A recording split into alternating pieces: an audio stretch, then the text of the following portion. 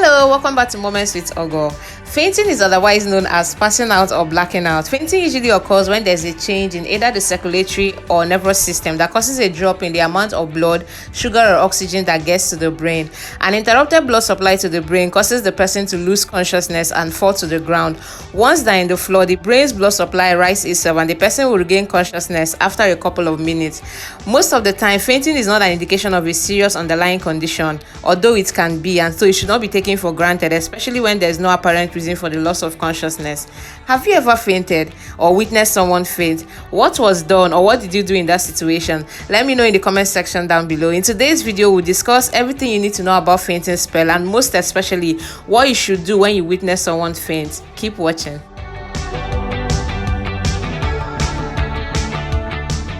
A number of causes of fainting spell, such as anxiety. Anxiety causes hyperventilation, which means rapid breathing. This will cause a reduction in carbon dioxide within the blood. This occurs in situations such as stress, someone with an anxiety disorder, or even in shock. Also, another cause is low blood sugar. Low blood sugar can be caused by several things, such as going for a long time without food, dieting. Also, at risk people are people with diabetes who take insulin shots or other medication. If they don't eat enough and take too much medication, their blood sugar will drop low and make them to feel faint. Pregnancy is also another known cause. During pregnancy, the body needs more fluid, so it is easy for the pregnant woman to become dehydrated. There are also changes in the body, including hormonal changes and changes in the circulatory system.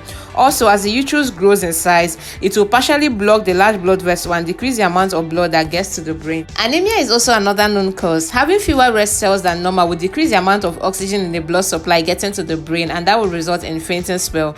Other physical triggers include being in a poorly ventilated room, exercising in hot weather, allowing yourself become dehydrated or too hungry, also standing up too quickly after sitting for a very long period of time, or standing for a long period of time can cause you to faint.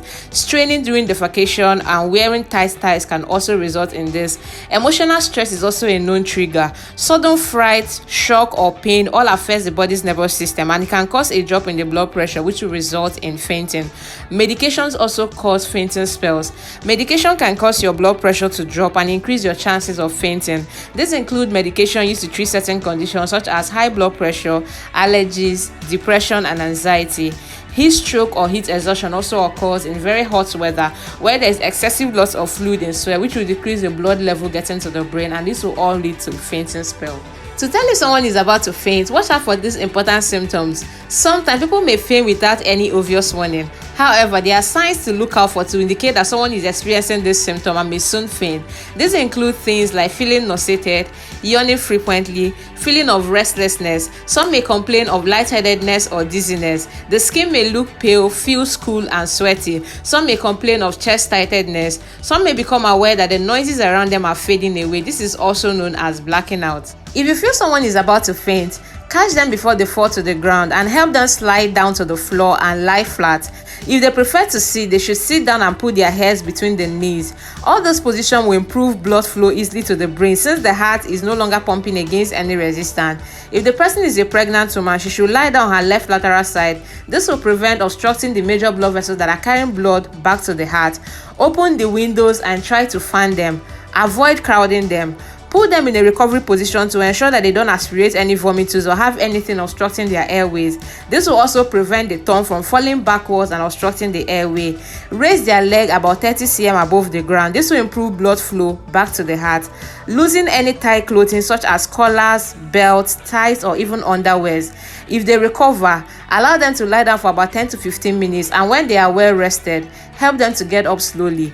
Give them water and snacks or things like candy, as hypotension and low blood sugar are the commonest cause of fainting spell. If the person does not regain consciousness within few minutes, check if they are breathing and also check their pulse.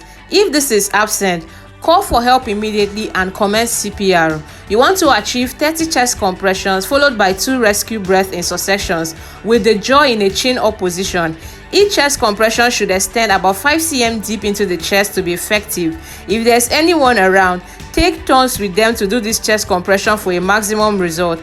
The aim of this is to sustain blood supply to the brain since the heart can no longer do it, and the brain can only survive for about 4 minutes without oxygen, and after that, permanent brain damage occurs. Also call for help if the person sustained any injury, if the person is pregnant, has diabetes, is convulsing, remain confused after that episode, or is unable to move any of their limbs.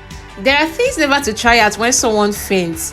I know watching TV and seeing someone faint can be played out as some dramatic scene and every other person in the scene is acting in a funny way. However, those are purely fictional and should never be tried in real life situations. You should never slap someone who has fainted. You should never shake them, throw water on them, shout on them, attempt to move them, place a pillow under their head, make them sit up or stand up, and most especially, never give them anything to eat or drink because they can obviously aspirate that and that can lead to death. To avoid fainting spells, avoid triggers such as sight or blood, take medications with caution, avoid skipping meals especially if you're diabetic, sit up slowly from lying or sitting position, avoid stuffy rooms or congested areas. I hope this video was quite helpful. Please go ahead, share, like and comment, and if you haven't already, please subscribe to my channel and put on the notification bell so you're notified whenever I post new videos. Thank you so much for watching and see you in my next video.